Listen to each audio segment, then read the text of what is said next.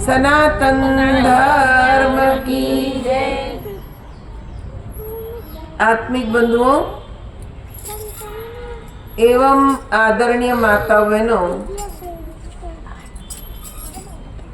आप लोग हमणा खूब सुंदर सुंदर भजनों आनंद लीधो। दरेके पोतपोतानी भावना भजन द्वारा व्यक्त करी। संतोनी श्रेणी में जईए तो त्यां पण एवुं ज छे, कोई संत प्रवचनथी आपणने उपदेश आपे छे ने कोई कोई एवा संतो छे जे पोतानी भजन गायकी द्वारा आपणने उपदेश आपे छे। उपदेशनो अर्थ कंईक जुदो थाय। उप माने पासे रहेवुं ने देशनो अर्थ छे ज्यां परमात्मा रहे छे। परमात्मानी पासे रहेवुं आने कहेवाय उपदेश। तो संतोनी वाणी ई ज होय छे कि आपणे परमात्मानी नजीक केवी रीते जवुं। संसारमां तो आपणे छीए ज, संसारनी वातो तो आपणे सर्वे जाणीए ज छीए। घर घरनी एक ज कहानी होय, पण ईश्वर पासे केम पहोंचवुं, केवी रीते शांति ने प्राप्त करवी, ए आपणे संतो ज समजावी शके। संतोनी पासे एटले ज बेसवुं जोईए कि આપણું જીવન થોડુંક બદલાય। તમે જો જે સંત થયા એ સંતોના જીવનને જો ટટોલીએ તો પહેલા જીવન કંઈક જુદું હતું, પણ એના જીવનમાં સંત સદગુરુ આવ્યા પછી જીવન કંઈક જુદું થઈ ગયું। જે ભૌતિકવાદી હતા, જે તામસી હતા, એ સાત્વિક બન્યા,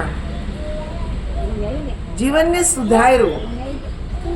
એટલે જ કીધું છે સત્સંગ મનુષ્યને સુધારે છે। સઠ સુધરહી સત્સંગતિ પાઈ, પારસ પરસ કુધાતુ સુહાઈ। सठ सुधरई सत्संगत पाई, पारस परस को धातु सुहाई। 60 में 60 व्यक्ति पण सत्संग थी सुधरे छे। जेम पारस मणि नो संग थाय तो लोढू कंचन बनी जाय, पण लोढा उपर जो काट चढ़ो होय तो 100 टचनो पारसमणी होय तोय सोनू बनावी शके नहीं। पहला ई काटने काढवो पड़े ने पछी पारसमणीने स्पर्श करावो तो ई कंचन बने। एम घणा भक्तो एवा होय जे काट वगरना लोढा जेवा कि एने शब्द तरत लागी जाए, तरत એને સમજમાં આવી જાય કે મારે જીવનમાં શું કરવાનું છે। ઘણા એવા ભક્તો હોય કે જેના ઉપર બહુ કાટ લાગ્યો છે, મોહ માયાનો, મારા તારાનો, માન અપમાનનો। આ કાટ ધીરે ધીરે ધીરે ધીરે સત્સંગથી દૂર થાય। કીધું ને 4 પ્રકારના ભગત હોય, અસલી, નકલી, દખલી ने फसली। असली भगत कोने कहेवाय जे असली भक्ति करे, जे मीराबाए करी, संत कबीरे करी, है ने। आ सद्गुरुनी शरणमां गया लोको ने ज्ञानने जाणी ने साची भक्ति करी, परमात्माने पामी गया। એટલે તમે જો એવા ભક્તોના જીવનમાં કષ્ટ આવે ને ભગવાનને યાદ કરે, ભગવાન દોડા દોડા આવે। आज एक बेन नो फोन आव्यो, केवा लाग्या दीदी हूँ तो साव अंगूठा छाप छू, पण तोय જ્યારે જ્યારે મેં પરમાત્માને યાદ કર્યા, ભગવાન કોઈને કોઈ સ્વરૂપે આવીને મારું કામ કરી ગયા. કેમ કે મને એક જ મંત્ર આવડે છે કે પ્રભુ હું તમારી છું ને તમે મારા છો. આ એટલો દ્રઢ વિશ્વાસ છે મારામાં કે એના ભરોસે મેં જીવન જીવું તો આજ હું ખૂબ જે સુખી છું. જ્યારે જ્યારે કષ્ટ પડ્યો ત્યારે ત્યારે ભગવાન કે છે મારી પાસે આવી ગયા, મારું કામ કરી ગયા. તો આ કલિકાલમાં કે જે એવા એવા ભક્તો છે કે જે દિલથી પરમાત્માને ભજે છે તો ભગવાન એના કામ કરે છે. પણ દિલથી ભજવા જોઈએ. બધાને દેખાવ માટે નહીં કે લોકો આપણી વાહ વાહ કરે. વાહ વાહ વાળી ભક્તિ અહીંયા જ રહી જાય. તો અસલી ભક્તિ કરો. બીજી ભક્તિ છે નકલી. એકબીજાની નકલ કરીએ છીએ. આજે એકાદશી તમે કઈ રીતે લો, હું કરું. હું તો ભૂલી જ જઈશ, પણ તમે કઈ રીતે હું કરું. તમે પૂનમ કઈ રીતે હું કરું. તમે ચારધામ કરી આવ્યા તો અમારે ચારધામ કરવા જ છે, ભલે વેત હોય કે ન હોય પણ કરવા જ. આ કે છે આપણે નકલ કરીએ છીએ એકબીજાની, પણ નકલી ભક્તિ ભગવાન સુધી પહોંચાડતી નથી. નકલીમાં સ્થિતિ કેવી થાય હું તમને બતાવું. એકવાર નવરાત્રિનો સમય, આપણે તો અહીંયા નવરાત્રિમાં ગરબા કરે 9 દિવસ, પણ ઉત્તર પ્રદેશ દિલ્હી સાઈડ બધી રામલીલા રમાય. ગામે ગામ રામલીલા 9 દિવસ રમાય. 10મા દિવસે રાવણનું પૂતળું બાળે. એવી એક ગામમાં રામલીલા રમાતી હતી ને રામલીલાના સમયે જે દિવસે હનુમાનજીનું પાત્ર, એ જ દિવસે હનુમાનજીનું પાત્ર ભજવનાર ભાઈ પડ્યા બીમાર. હવે કોણ કરે હનુમાનજીનું પાત્ર? જે નાટક મંડળી વાળા હતા મુખ્ય, એ મૂંઝવણમાં પડ્યા. હવે શું કરવું? હનુમાનજીને શોભે એવો તો અમારે ગ્રુપમાં એક જ માણસ હતો ને એ બીમાર પડ્યા. ગામના સરપંચને મળ્યા ને ગામના સરપંચને જઈને કીધું કે આવી સમસ્યા છે, અમને તમારા ગામમાંથી કોઈ એવો માણસ મળશે જે હનુમાનજીનું પાત્ર ભજવે? તો સરપંચે કીધું ફરો ગામમાં, કોઈ દેખાય તો તમે એને વાત કરો. એ મંડળીવાળા ગામમાં ફર્યા તો એક મીઠાઈવાળાની દુકાને જે મીઠાઈ વેચતા હતા એ ભાઈ બરાબર તંદુરસ્ત, હાઈટ બોડી બધું આમ હનુમાનજીને શોભે એવું. એટલે વિચાર કર્યો આને બહુ મેકઅપ વધારે કરવાની જરૂર પડશે નહીં, આ હનુમાનજીને શોભે એવા જ છે. એટલે ગયા એની પાસે કે ભાઈ આવી સમસ્યા આવી છે, તમે અમારી નાટક મંડળીમાં આજ હનુમાનજીનું પાત્ર ભજવશો? એટલે ભાઈ કે પણ મને કઈ નાચતા કૂદતા આવડે નહીં, આ મીઠાઈ વેચતા આવડે. એ કે કાંઈ તમારે નાચકૂદ કાંઈ કરવાનું નથી, ખાલી તમારે સ્ટેજ પર એક છલાંગ લગાવીને જવાનું છે ને ત્યાં જાઓ એટલે ત્યાં 10 મસ્તક વાળો રાવણ ત્યાં બેઠો હશે સિંહાસન ઉપર. એ તમને એમ પૂછે તુમ કોણ હો? એટલે તમારે એટલું જ કહેવાનું મેં પવનસુત હનુમાન હું. બસ આજે આટલું જ છે, આટલું બોલીને તમારે આવતું રહેવાનું છે.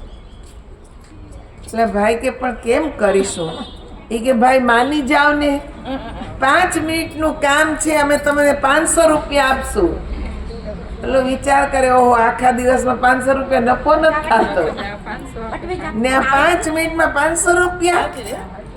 એ કે હા જરૂર આવીશ, પણ ફરી મને કહેતા જાઓ કે મારે શું કરવાનું. તો કે બસ એટલું જ બોલવાનું છે, તુમ કોણ હો? રાવણ પૂછે તો તમારે કહેવાનું મેં પવનસુત હનુમાન હું. બસ આટલું જ બોલીને તમારે આવતું રહેવાનું છે. એ કે સારું. હવે આ ભાઈ તો બસ ગોખવાનું ચાલુ કરી દીધું, મેં પવન સુત હનુમાન હું, મેં પવન સુત હનુમાન હું. પછી ગયા સાંજે સ્ટેજ ઉપર, એટલે બરાબર મેકઅપ કર્યો, પૂછડું લગાવ્યું, કૂદકો મારતા શીખવાડ્યું. એટલે આમ થોડો કોન્ફિડન્સ આવી ગયો એને કે હવે તો હું સ્ટેજ ઉપર જઈ શકીશ. કૂદકો બરાબર મારતા આવડી ગયું. એટલે વારો આવ્યો એટલે ઓલા ભાઈએ કીધું જાઓ હવે તમારો વારો છે. ગયા સીધા સ્ટેજ ઉપર છલાંગ મારીને. એટલે ત્યાં 10 માથાવાળો રાવણ, કેટલી તાકાત હોય, એકદમ જોરથી બોલ્યો તુમ કોણ હો. ને આ ભાઈ તો થર થર મંડા કાંપવા. ઈ કે મેં તો રોશનલાલ હલવાઈ વાલા હું. નકલ. ડર આવ્યો ત્યાં, અસલી જે હતું ઈ આવી ગયું. ઓલી નકલ કરેલી પવન સુત હનુમાન હું એ કઈ યાદ આવ્યું નહીં. આવી જ સ્થિતિ આપણી થાય નકલી ભક્તિ કરીએ ને તો. યમરાજ જ્યારે આવે ને લેવા, ત્યારે એનું ભયંકર રૂપ જોઈ ને આપણી બધી ભક્તિ ભૂલાઈ જાય. દીકરો ક્યાં, દીકરી ક્યાં, આખી જિંદગી એમાં જ કાઢી હોય. એટલે ઈ જ યાદ આવે, છેલ્લે ભગવાન યાદ આવે નહીં. એટલે નકલી ભક્તિ કરવી નહીં. બધાની પોતપોતાની અલગ અલગ કે છે શ્રદ્ધા, માન્યતા હોય. આપણે આપણી શ્રદ્ધા પ્રમાણે જ કે છે આગળ વધવું ભક્તિના માર્ગમાં, ને પણ દિલથી કરવું, નકલ મારવી નહીં. ત્રીજી ભક્તિ છે ફસલી. ફસલી એટલે ફસલ. આપણે કે જે વરસાદનો ટાઈમ હોય, મગફળી વાવે, પછી દિવાળીના ટાઈમે મગફળીની સિઝન આવે, પછી ઘઉં આવે, ઉનાળામાં ઘઉંની સિઝન આવે. આમ અલગ અલગ સમયે, શિયાળામાં અલગ સિઝન, ચોમાસામાં અલગ, ઉનાળામાં અલગ, અલગ અલગ પાક ઉતરે. એમાં આપણે ત્યાં ભક્તિની ફસલ આવે. શ્રાવણ મહિનો આવે એટલે શિવજીની ભક્તિ. કાલ જોજો શિવરાત્રી છે, મંદિરો ઉભરાશે. આમ કે જે ભગવાનને કોઈ પૂછવા નથી જાતું, તમે ભૂખ્યા છો, તરસ્યા છો, પાણી જોઈ જ, પણ કાલે ભક્તિ ઉભરાઈ જશે. એકે મંદિર ખાલી જોવા નહીં મળે. ફસલ આવી ગઈ. નવરાત્રી આવે એટલે માતાજીના ભગત, જન્માષ્ટમી આવે એટલે કૃષ્ણના ભગત, रामनवमी आवे એટલે રામના ભગત. ભગત તો એક આમ પણ રૂપ અલગ हो जाता है. सब कहते कि अलग अलग समय अलग अलग भक्ति नो भाव जागे. પણ ભગવાન તો કે હું તો એક જ છું, હે ને. ભગવાન અલગ અલગ નથી, પરમાત્મા એક જ છે. નામ ભલે જુદા જુદા છે. એને જેવા જેવા સ્વરૂપ ધારણ કર્યા, જેવા જેવા નામ ધારણ કર્યા, જે જે સમય જેવી માંગ હતી એવા કામ કર્યા, પણ ભગવાન બધા માટે એક જ છે. તો આપણી ભક્તિ અલગ કેમ?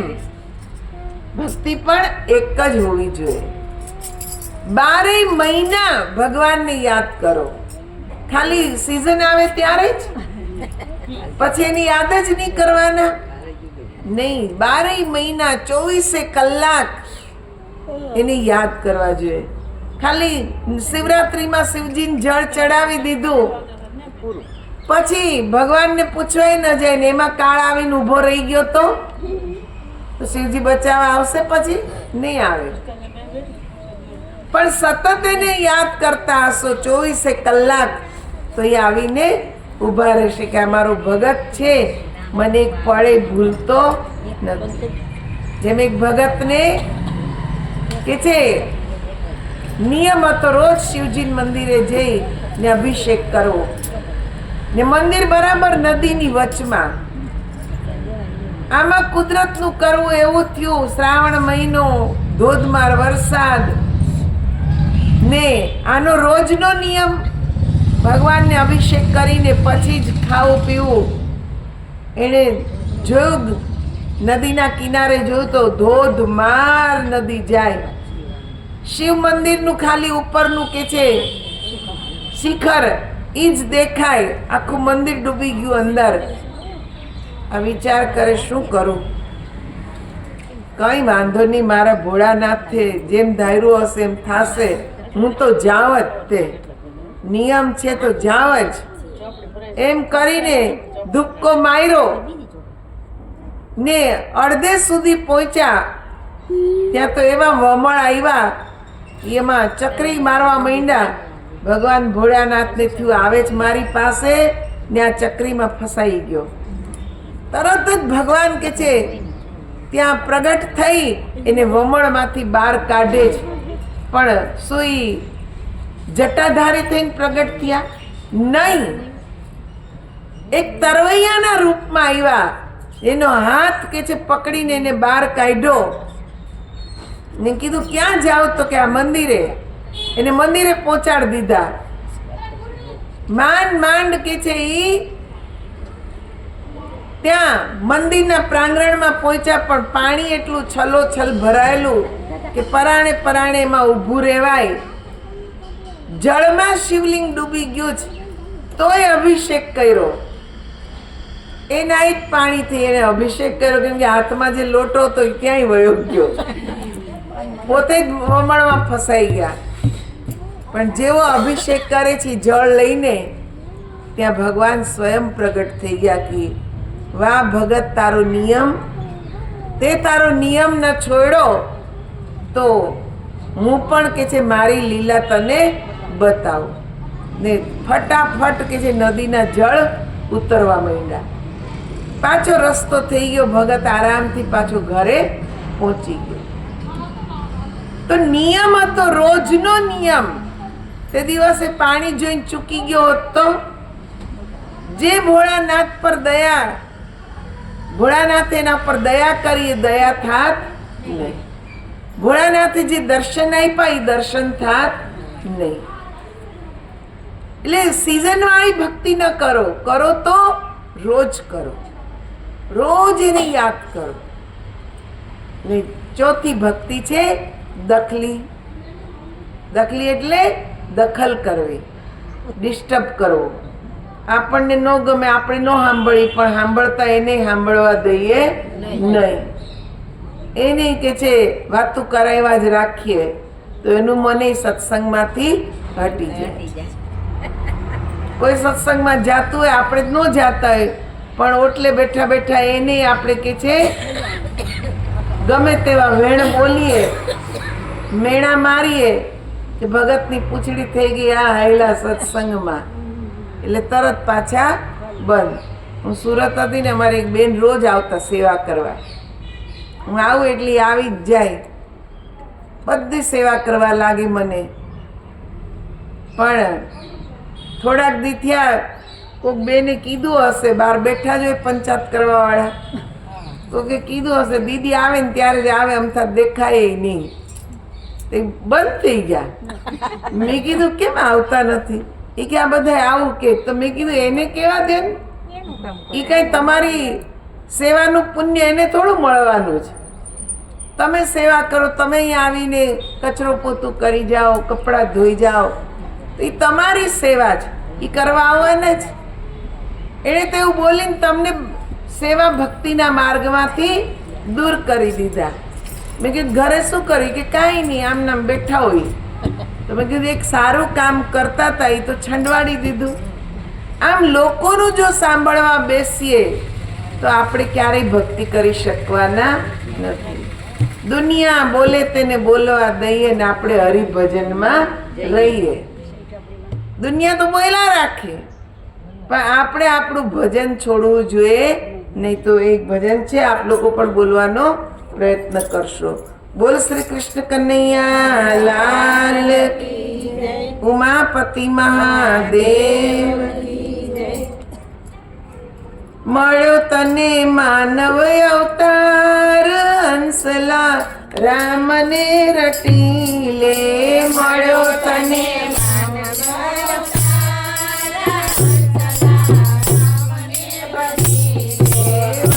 કોઈ કરશે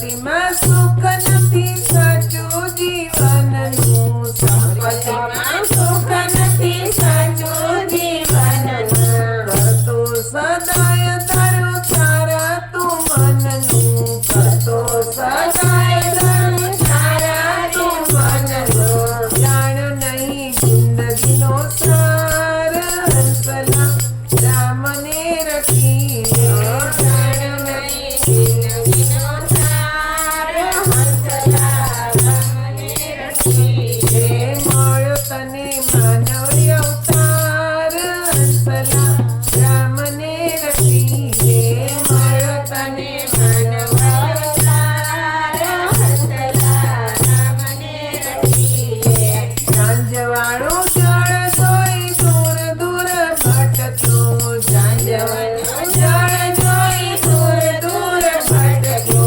આશાના તંતુએ અધર તું લટકતો, આશાના તંતુએ અધર તું લટકતો, કામ નહીં આવે પરિવાર હંસલા રામને રખી લે, કામ નહીં આવે પરિવાર હંસલા રામને રખી લે, મળ્યો તને માનવ અવતાર હંસલા રામને રખી લે, મળ્યો તને માનવ અવતાર હંસલા રામને રખી લે, ભક્તિને પંથ જતા મનહર સંભાળજે, ભક્તિને પંથ જતા મનહર સંભાળજે, થોડી થોડી જાજી મમતા ન બાંધજે, થોડી થોડી જાજી મમતા ન બાંધજે, થઈ જશે તારો બેડો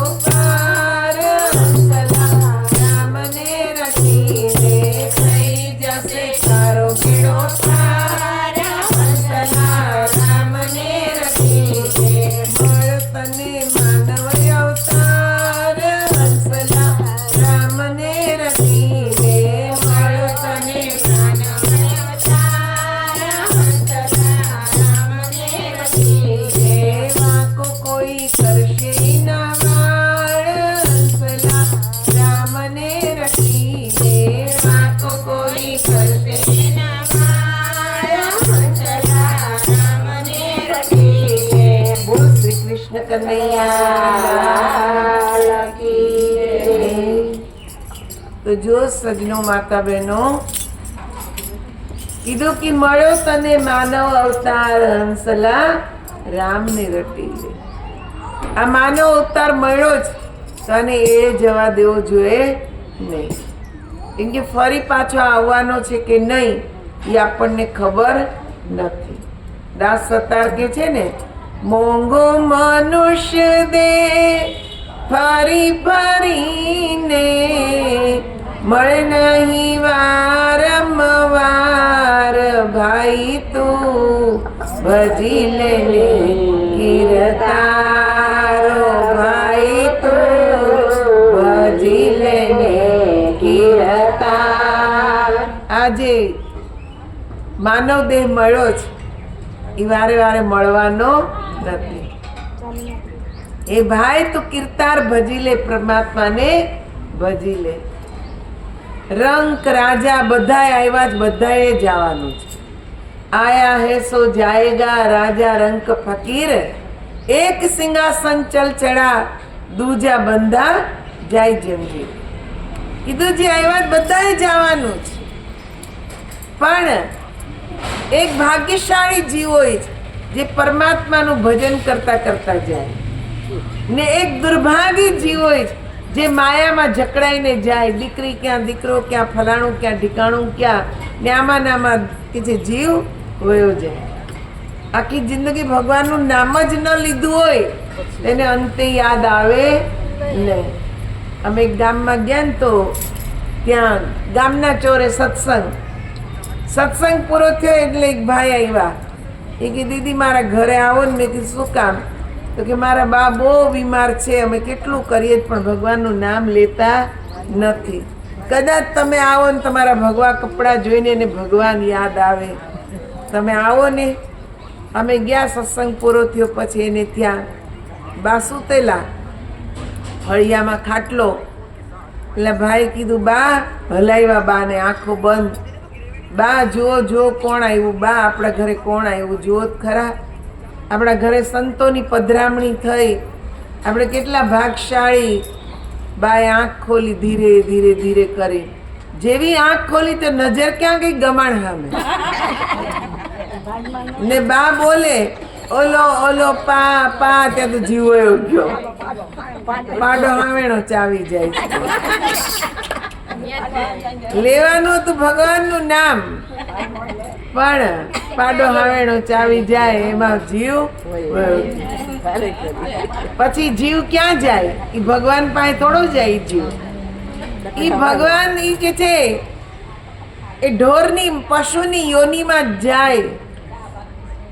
ક્યાંક કે છે છાણનો કીડો બને ને એમાં જ કે છે સતત રહ્યા કરે. છાણના કીડાને તમે જો ગમે એટલો સુગંધમાં બેસાડો ને તો એ સુગંધ લે નહીં.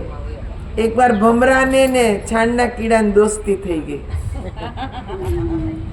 પછી ભમરો એમ કે ઓલા છાણના કીડાને કે હાલ ને તું મારા બગીચામાં હાલ ને, કેવા સરસ ફૂલ.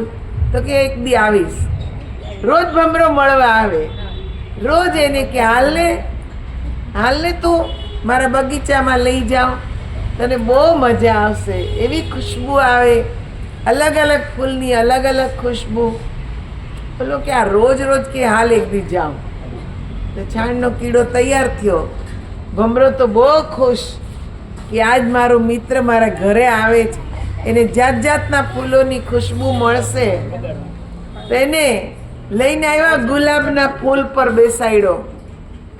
થોડીક વાર પછી પૂછ્યું, તને કેવી ખુશ્બુ આવે છે? તો કે મારા છાણ જેવી આવે છે. ત્યાંથી ચમેલીના પુષ્પ પર બેસાડ્યો. થોડી વાર પછી પૂછ્યું, તને કેવી ખુશ્બુ આવે? તો કે મારા છાણ જેવી આવે છે. આમ અલગ અલગ ફૂલ પર બેસાડ્યો ને છાણની જ ખુશ્બુ આવે ને. એટલે ભમરાને એમ થયું આ કંઈક દાળમાં કાળું લાગે છે. એટલે કીધું તાર મોઢું ખોલતો કે. એટલે મોઢું ખોલ્યું ને તો દાઢમાં છાણની ગોળી ભરાવેલી. એટલે એની ઈ જ ખુશ્બુ આવે, ઈ જ રસ આવે. એમ જે માયાનો કીડો છે ને, એક ભક્ત છે ઈ કે જે ભમરા સમાન છે. એને સત્સંગનો બગીચો ગમે છે, સંતો રૂપી પુષ્પ પાસે બેસવું ગમે છે કે જ્યાં એને આનંદ આવે છે. ઓલા માયાના કીડાને એમ કહે છે કે તું હાલ તું સત્સંગમાં હાલ. પણ આપણી પાસે બાના તૈયાર જ હોય. છોકરા નાના છે, સ્કૂલે મૂકવા જવા ને હોઈ ગયા ને એને ફલાણું છે ને ઢીકણું છે, આપણે સત્સંગમાં જાય નહીં. પણ તોય સંતો કે છે ની પાસે લઈ જવા માટે ઓલો ભક્ત પ્રયાસ કરે, હાલને તું એક દી હાલને, તને મજા આવશે. આવે ખરા, પણ માયાની ગોળી હારે જ લઈને આવે. મનમાં એ છોકરા જ રમતા હોય. પછી એને પૂછે કેવી મજા આવી? તો કાંઈ નહીં, ત્યાં છોકરા જ યાદ આવતા હતા. પણ એ જ લઈને ભરીને આવ્યા જ મનમાં, એને એ જ યાદ આવે, એને સત્સંગમાં આનંદ આવે નહીં. આવી સંસારની સ્થિતિ છે. આપણે સંતો રૂપી પુષ્પ પાસે બેસીએ છીએ તો એની સુગંધ, સત્સંગની સુગંધ લઈએ, કંઈક જાણવાનો પ્રયત્ન કરીએ. કે એમાંથી યુટ્યુબ પર મારા જેટલા સત્સંગ કરું બધા યુટ્યુબ પર આવે. આત્મસંતોષીબાઈજી લખો એટલે એ ચેનલ ખુલે ને તમને સત્સંગ સાંભળવા મળે. આત્મસંતોષીબાઈજી. એક દિવસ એક દાદાએ સત્સંગ સાંભળ્યો. મને કે આહા કેટલો સરસ સત્સંગ હતો. બધા સાંભળે જ બધાના કાન ખુલી જાય. એ કે કોઈ જ્ઞાન માંગે જ કે નહીં? મેં કોઈ માગતું નથી. એ કે કરમ ફૂટી ગયા બધાના કે. મેં કીધું પણ હજી એના ઉપર પેલો જંક લાગ્યો જ ને, એ છૂટે તો એને જાણવાની ઈચ્છા થાય ને. એ કઈ જંક હજી ઉતરતો નથી. એને ઘસતા બહુ વાર લાગશે, ખબર નહીં કેટલા વરહ લાગી જશે. ત્યારે એ જંક ઉતરે તો એને એમ થાય કે હવે હું સોનું બનું. આ પારસમણી સમાન સંત છે, પારસમણી જેવી સંતોની કાયા. એમ ભજનમાં ગાયું છે કે એનો સ્પર્શ થતાં જ પાવન થવાય. એ ત્યારે જ પાવન થવાય એના અધ્યાત્મને આપણે સમજીએ. આપણે સંતોના શરીરને જોઈએ પણ એના અધ્યાત્મને જોતા નથી કે એનું જ્ઞાન શું છે, એ આપણને શું કહેવા માગે છે, આપણને ક્યાં લઈ જવા માગે છે, એના ઉપર આપણે વધારે વિચાર કરતા નથી. જ્યારે આપણી અંદર એ અધ્યાત્મ જાગશે, આત્મા કોણ છે, આત્મા ક્યાં છે, આ પ્રશ્નો મનમાં ઉઠવા લાગે. વિદેશમાં મેં જોયું છે, હું લંડનમાં હતી તો બધા 15-15, 12-12 વર્ષના, 16-16 વર્ષના બાળકો મારી પાસે આવે ને એ લોકોના એટલા સારા પ્રશ્નો હોય. કેમ કે મા બાપ જ્યાં જાય ત્યાં છોકરાઓને સાથે લઈ જાય, મંદિરમાં જાય, ક્યાંક સત્સંગમાં જાય, કોઈ દિવસ ઘરે મૂકીને ન જાય. એને એમ છે કે અહીંયા અમે સંપત્તિ કમાવા આવ્યા છીએ પણ અમારા સંસ્કારે અમારા બાળકોમાં રહેવા જોઈએ. જો અમે નહીં લઈ જઈએ તો અમારા બાળકોમાં આ કે છે ભક્તિના સંસ્કાર રહેશે નહીં. એટલે જ્યાં જાય ત્યાં સાથે લઈ જાય. એક દિવસ બાળકો ભેગા થઈ, બધા ભક્તોના જ બાળકો હતા. એ કે કેમ મંદિરે જઈએ ત્યારે બહાર ચંપલ ઉતારવાના, ઘરમાં અંદર આવીએ તો કેમ બહાર ચંપલ ઉતારવાના? મેં કીધું બેટા આપણે ક્યાં ક્યાં ચંપલ પહેરીને જઈએ છીએ. બધી જ જગ્યાએ ને, ગંદી જગ્યા હોય તોય ચંપલ પહેરેલા હોય, સારું હોય તોય હોય, કેટલી ગંદકી એમાં ચોટેલી હોય. મંદિર, ઘર એ પવિત્ર જગ્યા છે. બધે જ જો આપણે ચંપલ પહેરીને જાશું તો બધે જ રોગ ફેલાશે.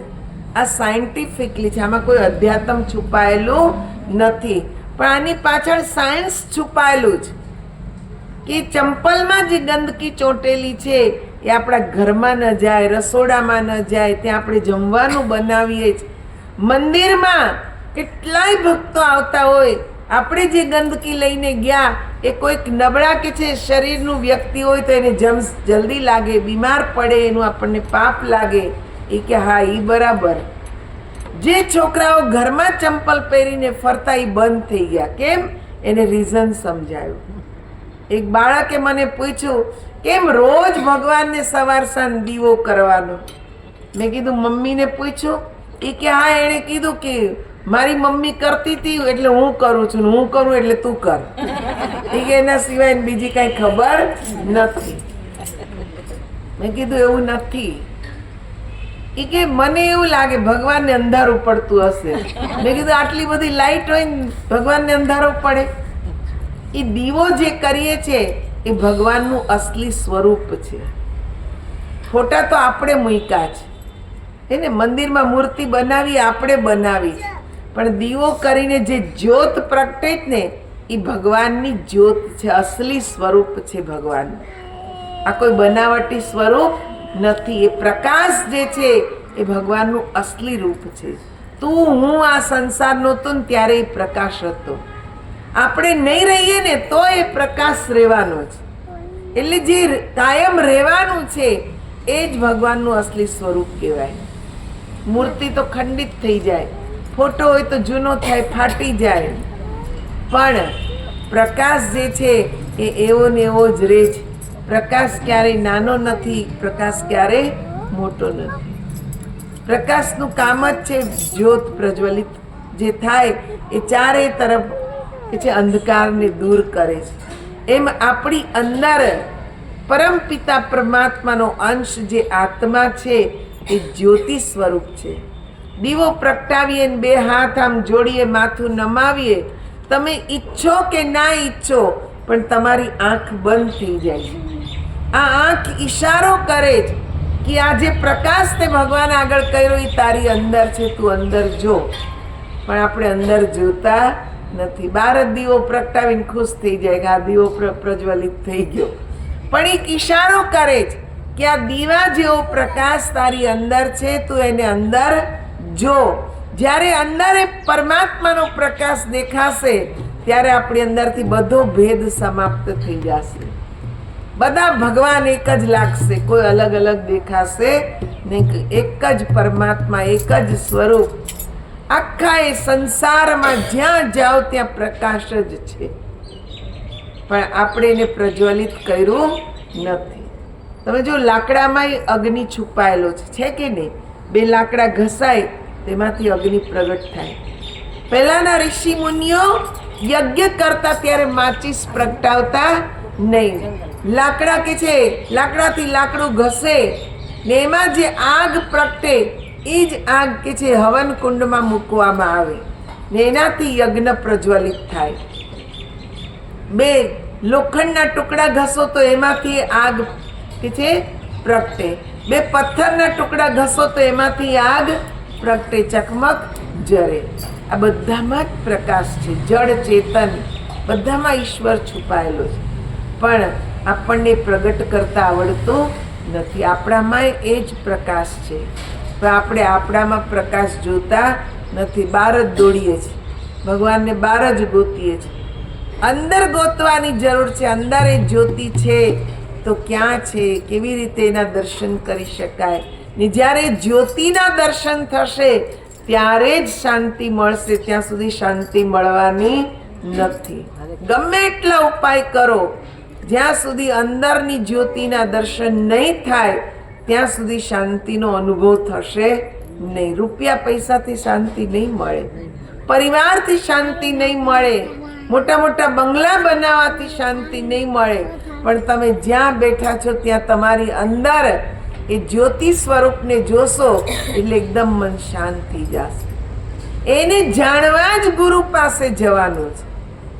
ગુરુ જ આપણને ચાવી બતાવશે કે કેવી રીતે એ જ્યોતિને જોવી.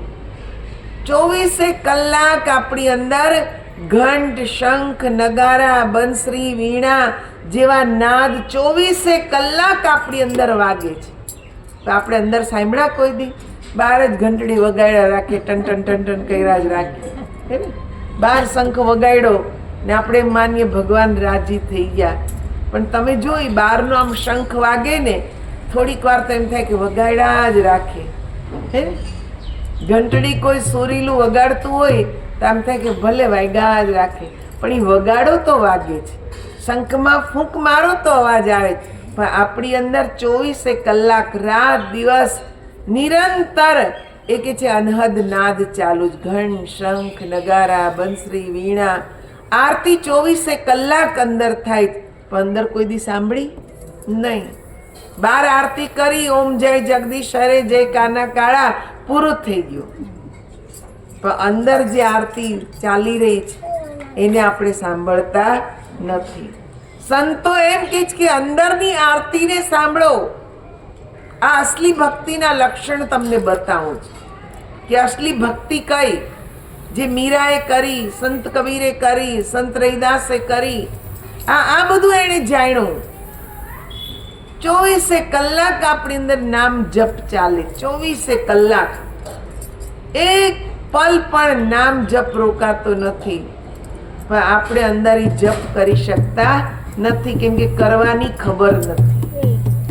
સંતને પૂછો તો બતાવે કે કેવી રીતે જપ કરવો, 24 કલાક કેવી રીતે થાય, આપણને બતાવે છે, પણ આપણે માંગતા જ નથી, પૂછતા જ નથી, એટલે એ આપણને બતાવતા નથી. પૂછવું પડે કે અસલી ભક્તિ કઈ છે. તમે એનો માર્ગ અમને બતાવો તો અમારું જીવન કંઈક સફળ થાય. થોડીક જિંદગી બાકી રહી છે, પણ થોડીક જે બાકી છે એને સુધારી લેવાની જરૂર છે. આપણામાં કહેવત છે ને, સવારનો ભૂલો પડેલો સાંજે પાછો ફરીને ઘરે આવે તેને ભૂલો પડેલો કહેવાય નહીં. ભલે અત્યાર સુધી આપણી કે છે અજ્ઞાનતામાં જિંદગી ગઈ, પણ હવે આપણને કોઈ જ્ઞાન આપનાર મળ્યું છે તો જ્ઞાન જાણી લેવું ને કરવા લાગી જવું, તો જે શેષ જીવન છે એ તો આપણું સફળ થાય. બેંકમાં બેલેન્સ હોય તો પૈસા ઉપાડાય, પણ બેલેન્સ જ ના હોય તો કઈ બેંક વાળો પૈસા દેવાનો નથી. એમ ભક્તિનું બી વાવી દીધું હોય તો કોક દી ભક્તિ પૂરી થાય, પણ બી વાવ્યો જ નથી તો ભક્તિ પૂર્ણ થવાની નથી. કથા સુણી સુણી ફૂટા કાન, અખા તોય ના આવ્યું બ્રહ્મ જ્ઞાન. પથ્થર એટલા દેવ પૂજા, પણ શું ફાયદો? તીરથ ફરી ફરી થાક્યા ચરણ તોય ન પહોંચ્યા હરિને શરણ. ગમે એટલા તીરથ કરો, ચરણ થાકી જવાના પણ શરણ મળવાનું નથી, કેમ કે પરમાત્મા તો અંદર જ છે. એને અંદર જ ગોતવા પડશે. અંદર છે તો ક્યાં, કેવા સ્વરૂપે, ઈ આપણે જાણવાનું છે. એને જાણ્યું તો આપણી શિવરાત્રી, નવરાત્રી, રામનવમી બધું સફળ થઈ જાય. તો આવતીકાલે પણ શિવરાત્રી છે. આપ લોકો કાલનો જે સત્સંગ છે બહુ મહત્વનો સત્સંગ છે. ભગવાન શંકરે કયું જ્ઞાન આપ્યું, કઈ અમર કથા સંભળાવી એ આપ લોકોને આવતીકાલે સમજાવીશ. તો બધા જ સાથે મળી આવી સત્સંગથી લાભ ઉઠાવશો. બોલ શ્રી કૃષ્ણ કનૈયા લાલ કી.